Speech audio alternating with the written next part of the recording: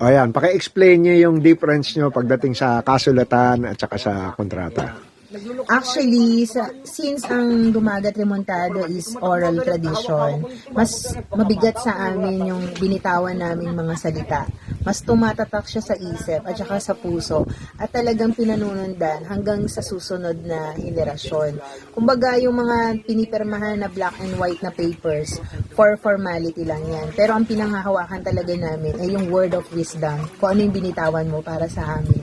Yun yung dadala-dalahin namin at yun yung bibit-bitin namin hanggang sa susunod na mga usapan. So, ganun siya kabigat para sa aming mga dumagat. At saka ano nalaman ko sa inyo na nanalo na kayo yung mga cases na kahit walang kasulatan kasi accepted na ng court na yung mismong tribe, since meron kayong memory ng lahat ng kasunduan. Yes. Ino-honor nila pag Hanggat na aabot ng aming alaala ay tinatanggap ng korte at mas pinapanigan yung aming native title na hindi nakasulat dahil ito ay lupaing ninuno. So mas mabigat yung native title kesa mismo doon sa titulo. Ayun. Yan. Salamat.